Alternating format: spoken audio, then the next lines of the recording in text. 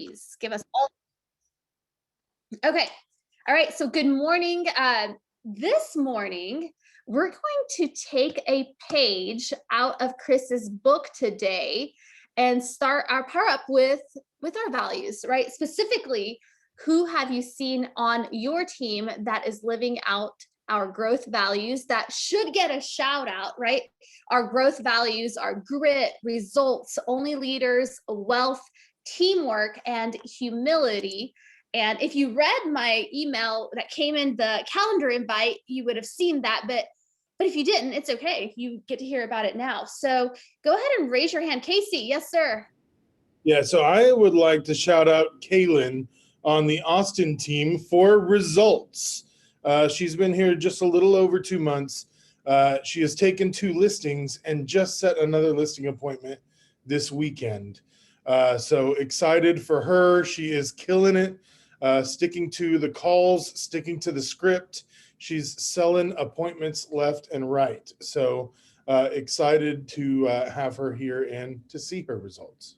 I love that. I love how you just plug and play. It leads to a really big income, by the way. That's awesome. Who else do we want to shout out this morning? Who do we want to highlight? Raise your hand if you've got somebody that you think is really living up to our values. Anyone else?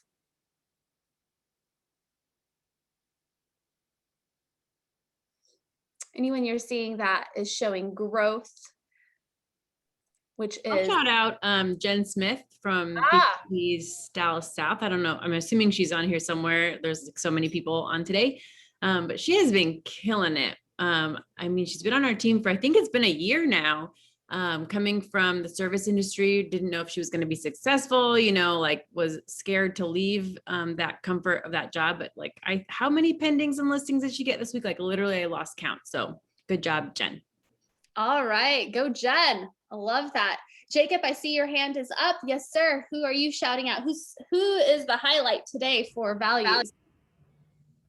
I'm gonna shout out Joseph Madrid because he's been I think that only leader is a really good part of what he does. He's been a leader in this room, been a leader for a young group, kind of holding us all accountable and also trying to give us feedback on calls and whatnot that he hears. So I really appreciate what he's doing in this room, and I think it's a really good example of those values. I love that. I don't know if you guys remember, but back in the day, like when we were young teams, we're no longer young teams. We're pretty good right now, right? But back in the day, you guys, like, used to be like the blind leading the blind. And nowadays, a lot of our newer agents, within just a few months, you have people calling them out for being leaders in the room. I think that's pretty awesome. Thanks for shouting him out, Jacob. Who else has somebody that they want to shout out for the values that we have?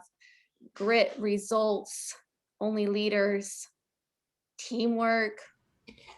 Hey, partner, I'd like to shout out Tony on our San Antonio team for a bunch of the values, but she's really been grit and results are the 2 that I would like to shout out today. Last week, headed into this week, she signed her first and second listing. She took a pending. She had another listing appointment last night. And so a lot of her activities are catching up. And so she's just putting her head down and really working. And then also just circling back to the listing presentation, she spent a solid amount of time revisiting that in preparation. I got to hear her do both of those presentations, and it's surprising when you focus on, well, it's not surprising, but she took the time to focus on 1 or 2 specific dominoes last week and crushed it. So shout out to her. I love that. Anyone else feel like they want to shout somebody out? Anyone else? I know Amanda's driving and she had a couple shout outs that in case she was driving and she wasn't able to tell us. Are you able to tell us, Amanda, or do you want me to say it?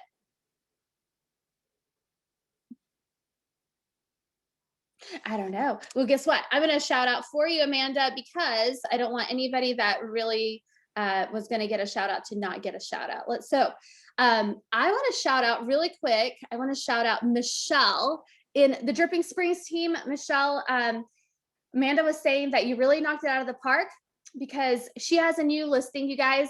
It had a tenant in it. Who's ever had a tenant in their listing? Like that's like almost a little bit of your worst nightmare, right? And she said that when she went into this space, into this like new listing, it was like really, really bad. I'm going to use the exact words and you can use your own imagination, but she said it looked like a sex dungeon. So I don't know what that looks like because I've never actually seen one, but it can't be good, right?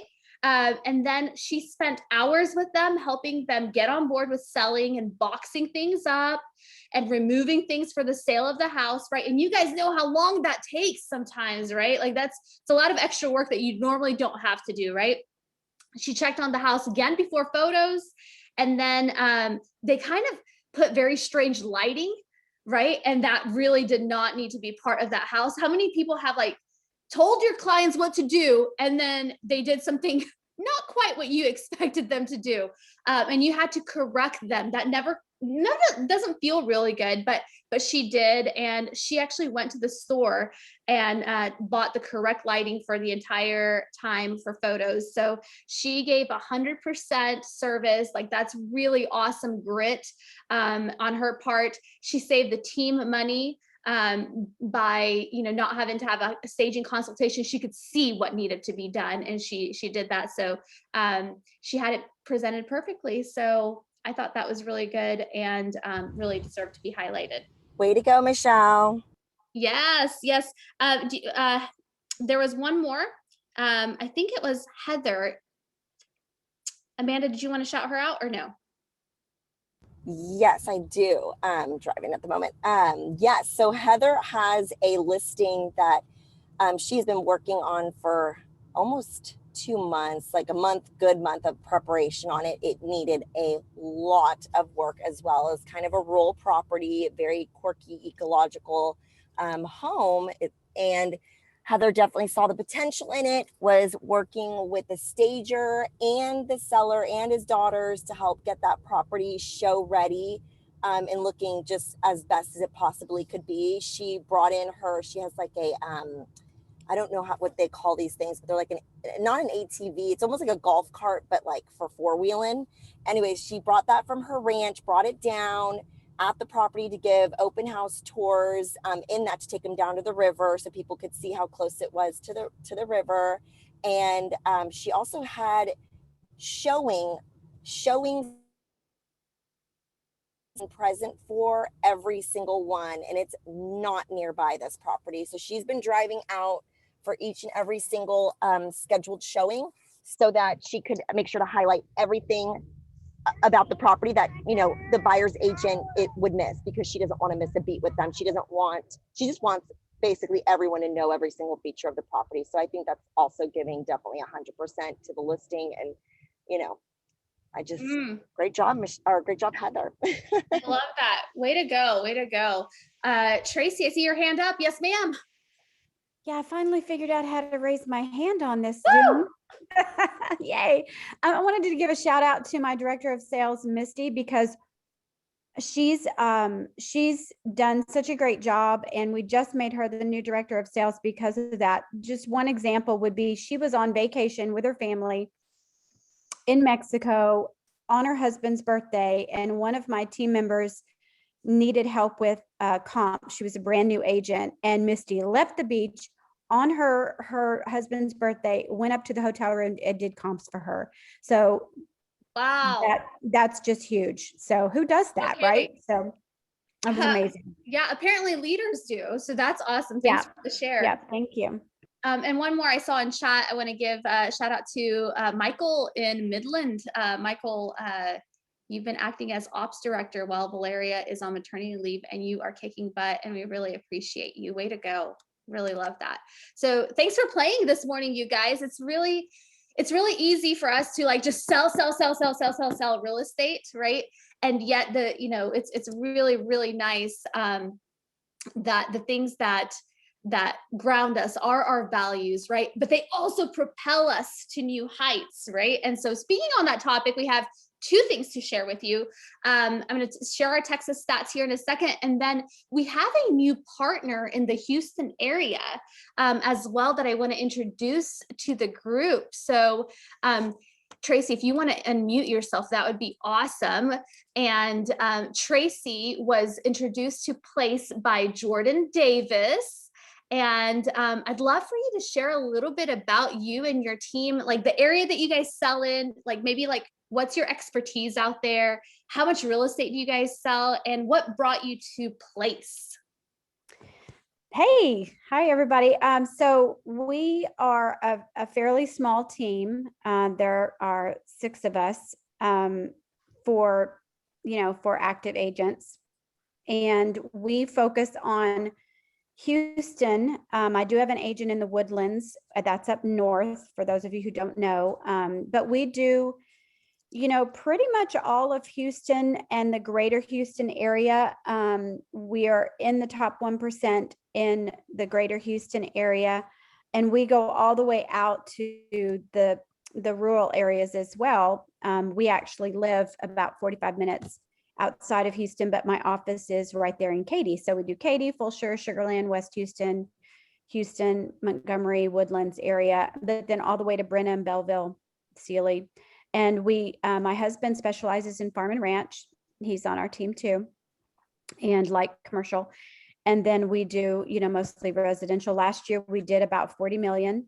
And we joined Place because Jordan Davis had come to our office. I've been in the business for 6.5 years, by the way, just to kind of give you that background. I used to be a teacher.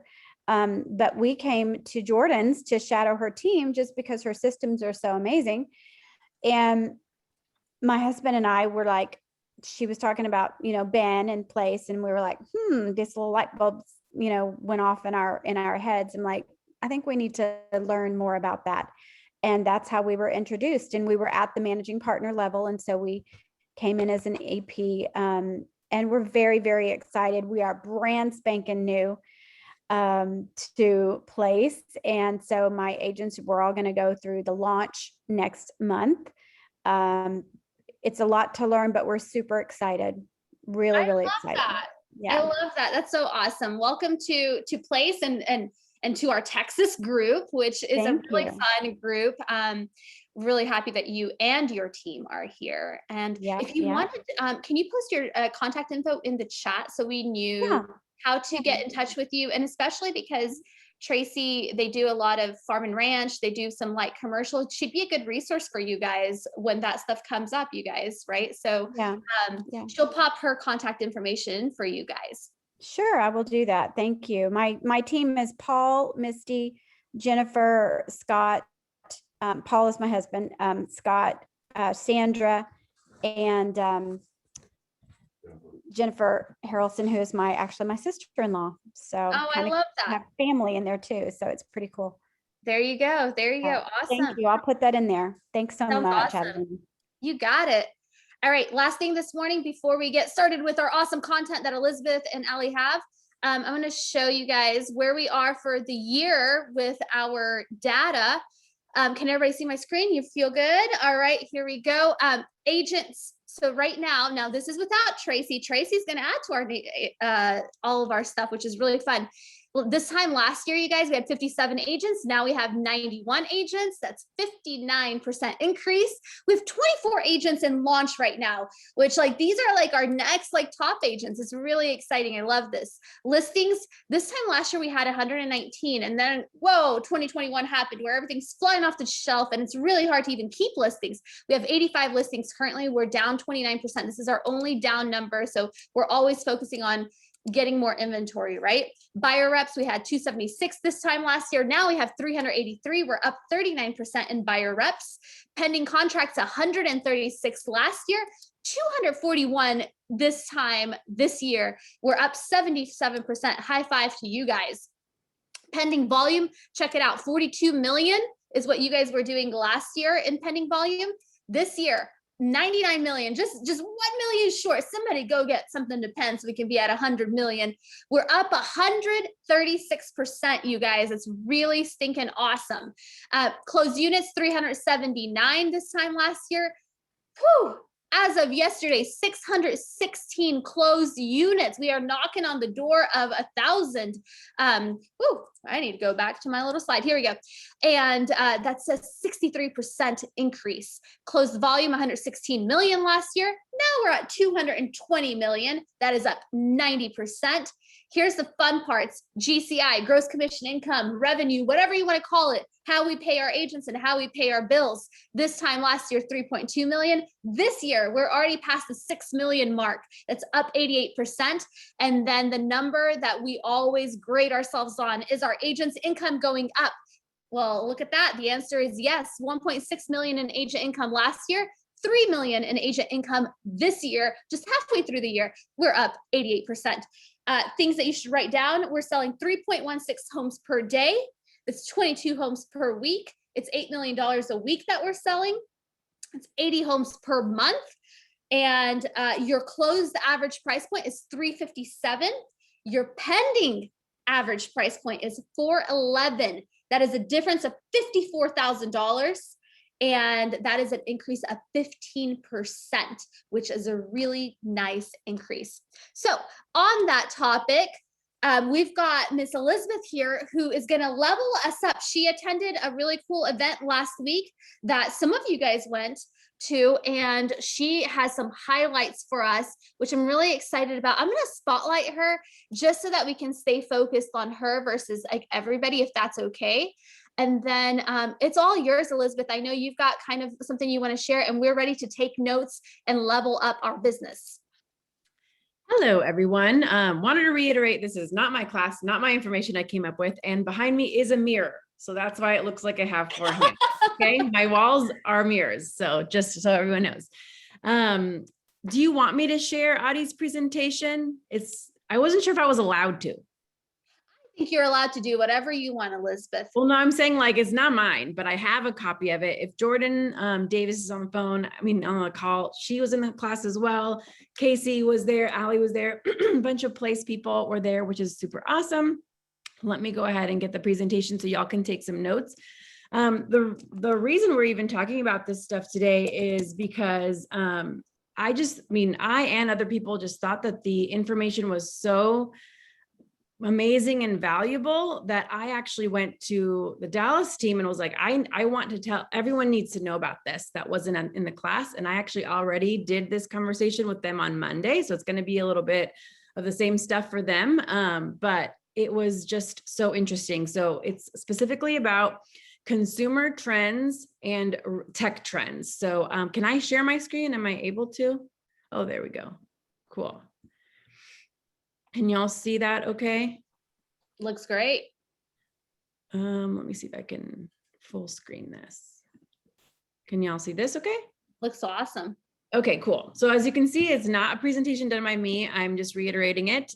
Adi Pavlovic is who gave the presentation at the KWYP tactics and strategies class we did on Thursday up here in Dallas. We had Chris Suarez here as well and a couple other speakers, but this one in particular, Chris Suarez actually told us to include him. We originally were just going to have 3 speakers. He was like, I think this information is so important. You guys need to squeeze him in before me to get this information. So Chris Suarez was the one that told us we need to have this. And I'm so glad he did, because it was just very, very eye-opening information. Adi used to work for Keller Williams. It says, former director of innovation, and now he works for a company called Modern Ventures. But you can see that this is on place, place branding. So I'm sure Ben and Chris have hired him for something. I have no idea what. I'm excited about it because obviously something's cooking between Place and Adi's company, which makes me really excited based on the information we're going to share.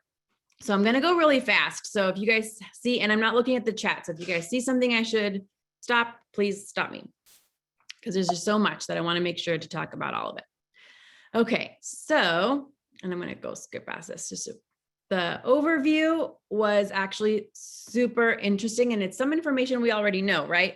Prices are up. So 16% up historically.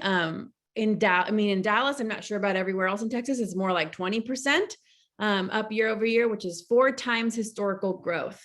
So a lot of the pains we're experiencing with the inventory shortage aren't new, right? Like NER says that there's a gap of 6 million homes, meaning that we are 6 million homes short. A lot of that having to be because of the recession back in 2008, 2009. A lot of homes just weren't built for several years, and we were sort of ramping up again whenever the pandemic hit. So, but then all the, everyone wanted to buy a house and everything got kind of accelerated. So the issue of supply is not new, but it was accelerated 4 times faster than it would have been in a regular year. So just keep that in mind whenever you're having conversations with clients. Vacation home sales were up 57% year over year. So if you're in a vacation home market, that's a crazy amount of homes sold. So he also mentioned in the class that there's a company called Picasa, which you guys might remember whenever Elizabeth Alcott talked to us. She is in Napa Valley, and she uses this company. You're able to do like a sharing program to buy vacation homes. If anyone wants to chime in and tell me if I'm saying that wrong, you're able to kind of co-own a vacation home, and they kind of came up at the perfect time in the market, perfect timing. So that's kind of a consumer-driven tech trend, right? It's tech meaning not necessarily like something you do on your phone or on your computer. It's new systems, new programs, new companies that come up to help the consumers reach their goals. So that's something that came up from that trend. And then 1.7 million households have serious mortgage delinquencies, and the rent moratorium expires at the end of this month. In our market here in Dallas, we're not expecting to see, crazy foreclosures. But if you do have a different market, that might be something to keep in mind whenever you're having conversations with people. So, and again, you guys I can share this with you guys. This is just from pretty much my notes to be able to remember on what all to talk about. Does anyone have anything they want to chime in on the overview, by the way? That was awesome. No? Okay, I'm talking really fast. So y'all tell me if I need to slow down. You're doing great. Okay, so consumer trends. This was very eye-opening information. Some that we already know. Institutional buyers buying at an all-time high. We already know that. We know the open doors are out there. There's different companies buying homes for rentals. And that's 20% of all home buying, which is crazy. We know 1/5 of all homes are owned by an institutional buyer. And they accounted for 23% of cash accounted for 23% of the transactions in May, up 6%. So that's not necessarily just institutional buyers, but just cash transactions in general were 23% of all transactions in May. Suburbanization on the rise. We are all feeling this. 60% of all metro areas are experiencing growth. Millennials being priced out of the market. So this, despite what we're experiencing, the age for home buyers is going up. It's now, I think he was telling us that it's about 30. Oh yeah, this was in my other notes, but it's about 30. The median age is about 33 for buying a first home, up from 31. And then home buying, home ownership rate for millennials is 8% lower than for Gen X and boomers. So, there's lots of reasons for it. People moving around a little bit more, people not wanting to commit to buying a house necessarily, and of course the price.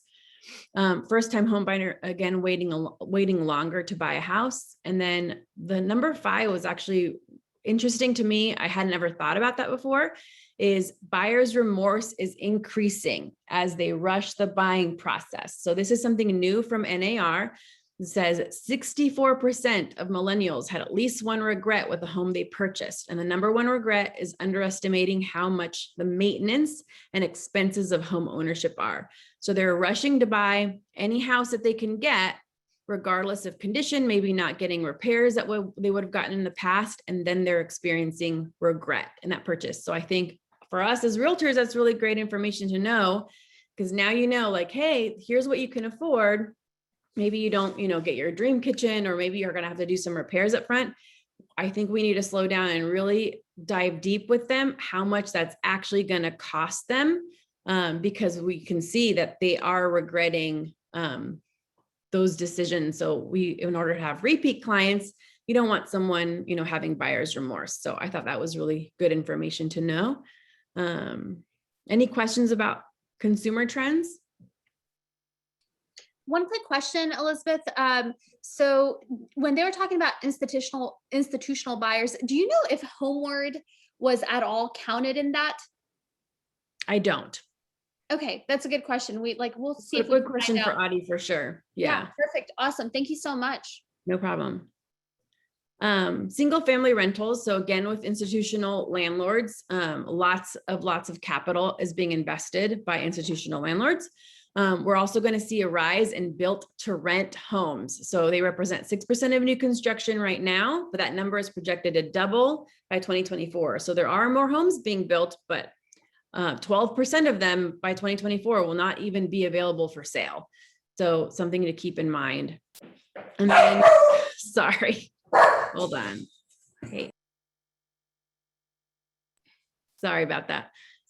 So single family rentals, lease to own. We already know about some of these programs, right? Like Divvy and Home Partners of America are the ones that we have up here in Dallas.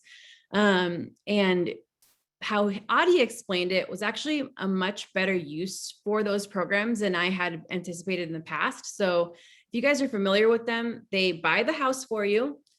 You are able to rent it back from them up to 3 years, and then purchase the property within that period of time for a preset price. So the price year 1, what you're going to buy it for, year 2 and year 3. The price does go up every year, but you're able to be like right of first refusal. You'll be able to be the only person that buys that house.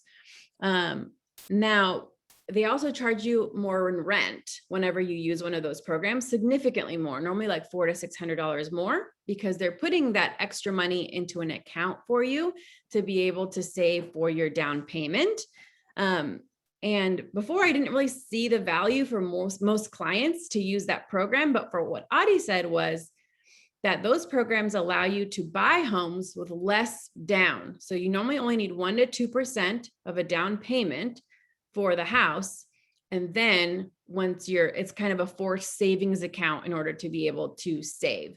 And when home prices are going up as much as they are now, it's actually smarter for someone to go ahead and pay more every month for those programs, because year 2 or 3, instead of, you're going to pay normally a 5% inflation for those programs, but 5% more is way less than 20%, right? So it's still smart for those people that have good credit, are able to afford that monthly payment, to go ahead and buy the house now with one of these programs if they don't have their down payment, because the prices could increase more than 5%, over the next couple years. So I know that's a big explanation if you didn't know anything about Divvy and Home Partners, but if you do, that's a good way to reintroduce them into a conversation with someone that is ready, willing, and able, just doesn't have the down payment.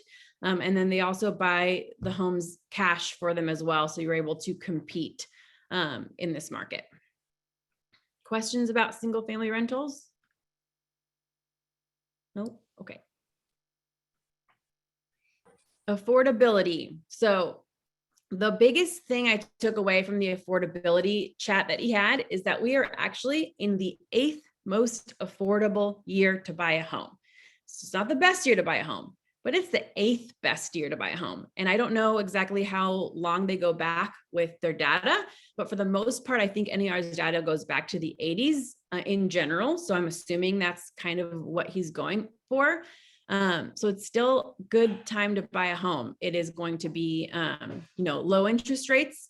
Of course, affordability is going down seemingly in our areas, right? But in general, it is still a good time to buy.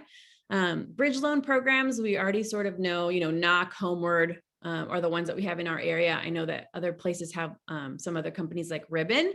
So those companies are on the rise, as we know. And then same thing with cash offers. He was saying that there's companies now that allow people to buy, they're going to buy the home from them and allow them to lease it from that company exclusively.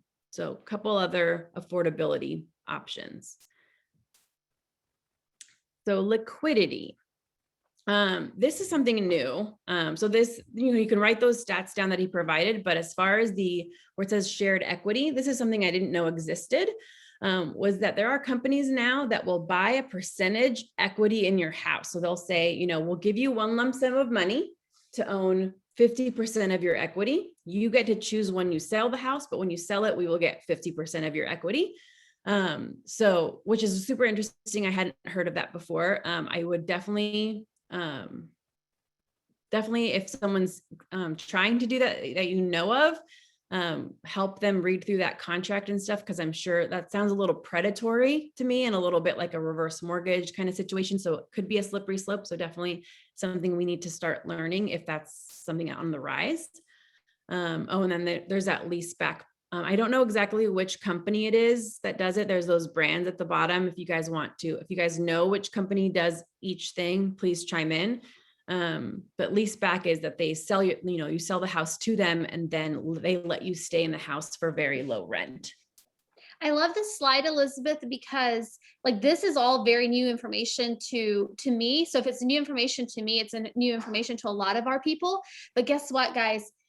These companies are going to be mailing our people, they're going to start getting these mailings, and we want to be the resource to be able to consult them. So it might be a good idea to screenshot this slide and just look these companies up so you can have these conversations. Thanks for bringing it to our attention, Elizabeth. Yeah. And like I said, and I didn't come up with any of this. This is all Audie and thanks to our place team for making sure that we have this information. This is just to let you know how inventory is going. Obviously, it's considerably lower than it has been in the past, which we all know. Inventory. So obviously we know lumber prices were the big hubbub in the last year or so of increase in prices, but specifically they increased prices of new homes by $35,000. The lumber prices did go down in June by about 50%, but it's still a big cost. So that's still something that we're going to be dealing with for a while. This is actually interesting. New construction platform. I'm very excited if this comes to fruition. So right now in commercial, there are new construction platforms that allow the builder or client to see the progress in the construction process. That doesn't really exist on the residential side. So what these new construction platforms, which I believe is homebound, but I could be wrong, is an app, for example, that your client gets whenever they get a new construction home. And instead of relying on us to just, text or email the sales rep every week or every couple of weeks to just figure out what the heck is going on. I'm sure you guys are like me when I have a lot of new builds that I help, and I have no idea what's going on with most of them unless I reach out. Very rarely do the sales rep reach out to us or we get regular updates. So with these new construction platforms, they're like homebound, for example, if that's the company, someone would just be at the site every day to take pictures of your home site. They'll upload it to the app. So literally every day, someone knows exactly what's going on with their house, and they'll have like a time lapse of their home that will have, a portal to ask the builder questions, a sales rep, everything would be all in one place. So I would be very excited when that comes to our market. And yes, I think someone has their hand up. I can't see your name. I know. That's me, Tracy. Yeah, Tracy. I'm going to overuse this reaction now that I figured it out. I just had a really quick question. That's very interesting. The new construction platform. Were they saying that is something that we as agents can sign up for? It won't be through the builder? The builders have to sign up. So like DR Horton has to start using it. Highland Guillen, they are the ones that have to sign up for it. But I think that would be great for our clients. It really would. Okay. Thank you. Yeah. Next is 3D printing, which this was really cool. This is that company Icon. I know for sure that's Icon. They're actually an Austin-based company. So you guys, I don't know if you've heard or seen them in Austin, but they are able to use a huge robot to build houses. They can build 3 houses in a day. Cost is 40% less, and you can leverage just having the robot on for 24 hours. Right now, they are building homes in Mexico for the homeless. For each home purchased, they donate a home for the homeless, which is really cool. In the US, they do have some restrictions that they're working through. Adi mentioned that in certain areas, in most areas, there are building time restrictions. So you can only build from like 8 to 5. So you're not, being super noisy for the neighbors. Even though this machine is pretty silent, they still have to, turn it on at 8 and turn it off at 5. So they're not able to leverage that 24 hours at this point. And another thing he mentioned that's super funny is they're not able to control, they're still having to have a lot of people at the site because there's certain things you can't control. For example, the product they use to build the home is called lavacrete. And it's, a certain type of concrete, and birds fly into it and get stuck. And so there's like literally someone's job to go in there, take the bird out of the house and fix manually what the bird messed up. So it's still not a perfect process, but it's still something that's really cool that's coming in the future. It's not going to solve our inventory problems, right? Like it's not going to be a quick solution by any means, but it's still cool that there are some techie solutions coming to hopefully help with the inventory problem. And this is just the end. What does this all mean? So 88% of buyers purchase their home through a real estate agent with 93% satisfaction, which is awesome for us, right? It means that people like using realtors. They're satisfied with our service. Hopefully, we'll be able to get them as repeat clients. More financing options are available than ever before, which we know, right? We have all these solutions. If you need to buy before you sell, you need to buy with cash. If you need to, do a bridge loan, like you need to have someone lease to own it for you. Like there's literally so many options that we need to be well versed on. And then technology brings scale and efficiency, but switching costs and adoption are not free. So it's going to take a while before people actually start using everything that is going on, but there's just a lot of things, a lot of great potential coming. I also asked Adi whenever we were in class, I was like, hey, I've heard all these great things you talk about, but I did not hear any solutions to our problems. Like the inventory solution. I mean, when's this gonna, what's the solution for it? And he's just like, yeah, there isn't one. There isn't really one. So if people ask you like, hey, how do we fix this? He mentioned that really the only thing that could potentially solve this issue quicker is government interference. So either they will have to give, not stipends, I don't remember what the word is, like give incentives for builders to build more affordable housing, or potentially even have a limit for institutional buyers to buy like in certain areas. Yeah, subsidies. Thank you, Joseph.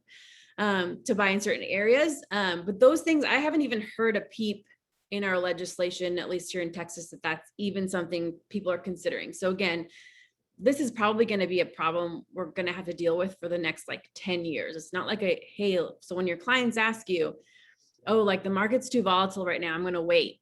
And I'm just like, what exactly are you waiting for? I was like, we're 6 million homes short. That's not something that's going to be built overnight. And plus of the 6 million, of the homes that are being built, 12% of them eventually are going to be only for rentals. So that leaves, 84% only for you.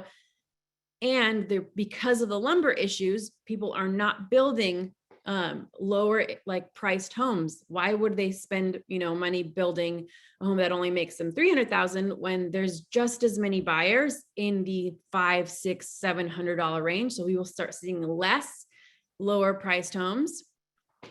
Casey mentioned a Canadian model where the government stepped in and subsidized home purchasing. Yeah, I would like to say that's what I was saying. I have not heard a peep about that. I know that I've heard something about possibly giving like a tax credit to first-time home buyers, but that doesn't solve it. That like creates more of an inventory problem.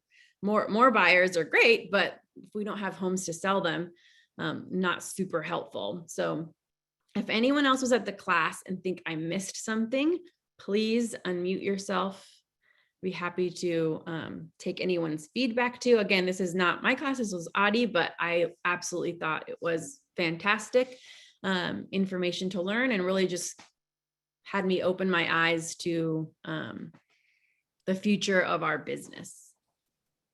Hey, Elizabeth, I haven't heard anything here in the San Antonio market with government oversight or any intervention. However, I did talk to a lot of new builders recently, obviously, because there's a huge shortage and wait list and all of that stuff.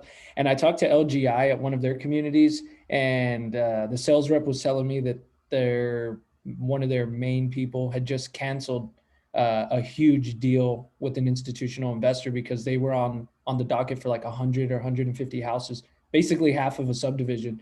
And then starting in January, the inventory shortage got so bad that the builder pulled out of that contract to sell them to normal buyers, if you will. So I think a lot of that stuff's going to have to happen on a local level with some collaboration with new construction companies. But outside of that example, I haven't heard of much either. Yeah, well, I know that LGI, at least up here, I think they pay 1%, commission. I think Lennar is going down to 1%. We have lots of builders at 2%. So we also have to start learning which builders take care of us, right? Like up here, Impression still does 3, 4, 5. On your purchases, David Weekly still does. Like, I still know, like, here's who I'm going to go to first, right? But we still also have to know, like, the Lennars, the LGIs, the more affordables out there, and how we're going to work with them. I also, another recommendation, this is just from me. What I learned from that class is that obviously we can't create no more inventory and prices are increasing. So how can I really help my clients and the people important to me increase their wealth through real estate? And that is to make sure that they are more financially savvy. So instead of doing first-time homebuyer seminars for this month, next Saturday, I'm going to do my very first maximizing your credit class. It's not a credit repair class. It's how do you maximize your credit? Because, for example, for Homeward, you need a 680 credit score. So a lot of people don't know that they're going to need to not just have the minimum anymore. They have to have excellent credit in order to be able to afford homes. And same with, like, let's say new construction, they need to try and have that 720 plus credit score in order to have the lowest interest rate possible to maximize the price that they're going to be able to afford. So that's kind of where my head's at, that I really just need to start educating my clients to not rely on the FHAs, the government assistance kind of stuff, because those opportunities are going to be very, very, very small in the future. At least that's my opinion. So if anyone else has anything else you'd like to chime in on and what we can do with all this information, I would love to hear it. I just want to highlight, Elizabeth, something. I want to make sure everybody heard it. The fact that you just, like, everybody does first-time home buyer seminars. Everybody, like people are desensitized to that word nowadays, right? But so when that happens, right, you have to change the game. You have to call it something else. You have to use that same kind of information that you would normally have talked about, but you have to pitch it a different way. And I love that maximizing your credit is the way you're going. You're changing the conversation, guys. Figure out ways to change the conversation. If everybody's calling expires, figure out how you're going to, like, sound different from somebody else. If everybody's coming to your open houses and everybody says the same thing, like at minute number 3, like, how are you changing the conversation so you stand out? Elizabeth, that is you standing out and providing value to your people. And I'm not saying don't use our scripts. No. Elizabeth's going to use our scripts, but it's our pitch, right? Like, we're changing the conversation of getting people there. So I love that. And maybe circle prospecting sounds like that. Maybe we relook at some of that. So I appreciate you sharing that. Any Q&As? No. I thought it was great, Elizabeth. I like what you said about that one option with shared equity. As soon as you brought that up, I wasn't at the class. I also thought predatory. And so it's more important than ever, which is the theme of your entire presentation, which I appreciate. It's informative, but it's only informative if we share it with people, just like everything else. So as we get in the topic of wealth building over time and compound interest and things like that, we need to start having those more in-depth conversations with everyone that we have in our database, because they could get a call, like Adelina said, they're getting mailers, and they could think some shared equity position is a smart idea now, and it's probably a short-term solution for a long-term problem. So Yeah. obviously, if they hold their equity, it pays off in dividends later. That was something that I'm going to look into. I've never heard of those companies, so we got to protect our people. Yep. Right on. Misty, Hi, am I unmuted? you Okay. are. Okay, I wanted to kind of go back to what you were saying, and I know this is not a script class, and obviously we all have to change our scripts for these first-time home buyers, like you're saying, like it's different now. We are not saying the same thing we would have said a year ago to these people. And what is, you touched on it very lightly, but when people are saying, oh, well, I just want to wait it out. What is your script? Or does anybody want to share what they're saying? I know that you asked, like, what exactly are you waiting on? But do you have a good little short script to answer that? Because that's obviously the biggest thing I think everybody's dealing with first-time home buyers who are working with FHA loans and, writing offer after offer, and none of them are getting accepted. At least that's how our market is. And I'm not saying none of them are getting accepted, but the FHA buyer that is literally maxed out on that price point with their down payment and closing costs, they have no money for an appraisal gap and things like that. Like, what is your pitch for those people that say they're going to wait? Yeah. So I always say, what's your reason for waiting? And obviously if they've been putting offers in with you and losing them, then you kind of already know, right? It's like, yeah, they're just not in a great position to buy right now. So you have to ask them, all right, do you want to try and increase your price? Do you want to look at a different location, or do you want to change the condition of home and your home requirements? And they're just like, well, I don't want to do any of that. I'm like, okay, so it seems like you want to stay as a renter. As a renter, here's what you're missing out on. And you go back to the benefits of home ownership, right? It was like, okay, as a renter, just realize that you're going to start, pay, whatever, for $24,000 a year. If they have a $2,000 rent, you're going to pay $24,000 a year, and your landlord's going to get richer. And then next year, when you want to try and do this again, we're going to run into the same problems, and your price point will be lower. So what do you want to change? Do you want to try and increase your price? Like, I literally sound like a broken record. Do you want to increase your price point? Do you want to change the location, or do you want to change the home you're looking for? And then and I've had these conversations with people. I have one right now. He's like 310,000, wants to be in Frisco on a, 4-bed, 3-bath. And I'm just like, yeah, build a time machine to 2,000. That's the only way you're going to get that house. So I have to ask him, again, what's your goals? And now finally he's like, well, I'm like, why do you want to be there? I'm like, okay, like my family's here. I'm like, okay, are they renters too? Yeah. Okay. Wouldn't it be easier then for you all to move together somewhere else? Like, I'm actually helping a group of friends right now, 4 of them buy new construction at the same time, because they just all want to be in the same neighborhood. I'm like, great, we can do that. Like, let's all find you properties somewhere else if your goal is to be next to your family. Because if that's the only goal and you only want to be in a certain area, then you guys are going to be renters forever. Like, let's find solutions. But I do sound like a broken record. Just go around. What do you want to do? And I have credit repair specialists you can put them with. The class, obviously, I'm doing.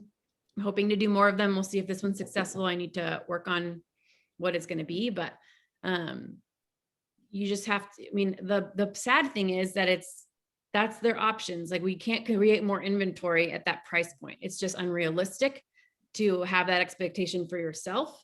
So you have to, educate them. They might not be able to buy a house now, but then you have to be really on them to increase their credit, to save, maybe get them with Divvy. But again, they need a certain credit score too. So you need to know your options, but you need to also,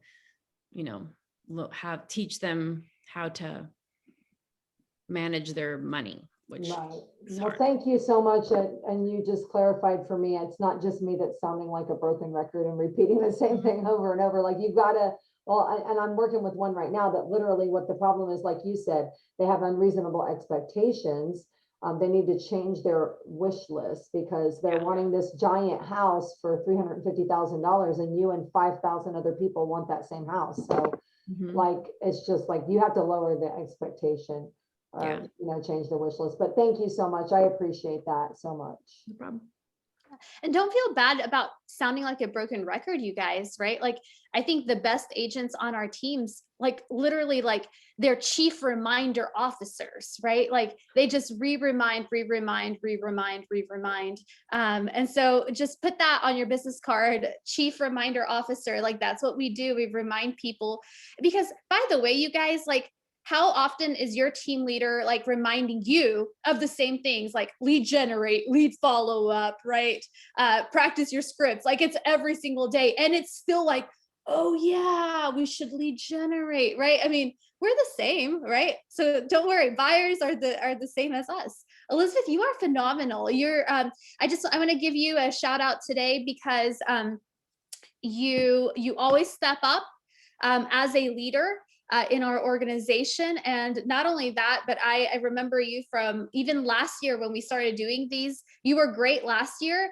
You really have leveled up your communication game, your presentation game, and we really appreciate being the beneficiary of that. So thank you very much for this morning, Elizabeth. We appreciate you. No problem. And I did send Adelina the presentation. So if you want to send it to everybody. Yes, I will do that right away this morning. And then I want to tell you guys this morning, guys, next week, get your like mindset set on our guest speaker for next week. She sold 152 homes last year. 91% was repeat and referral business. 91% was repeat and referral business. Her name is Christina, and she is in Boise, Idaho. She is not a place partner, so she is from outside of our model. However, I believe that when you sell 152 homes at 91% repeat and referral, I think there's a little bit we can learn from you. So I think it'll be really good. I can't wait to see you guys. Tell your friends that are not on this call. It's okay. It's like, it's optional. I don't care if you're on it or not. I'll be on it. However, I think they'll get a lot out of it. So have a good rest of your week, you guys. And I will, I'll try to get Ben coming up in August, and maybe Chris Stewart, the new president of Place. And Elizabeth, you gave us a kind of a good idea. Maybe we'll have Audie on here one day next quarter as his schedule opens up, because I know he's working on a lot of fun stuff. So guys, have an awesome day, awesome weekend coming up, and we'll see you next week. Bye, guys. Thank you, Elizabeth. Bye, everybody.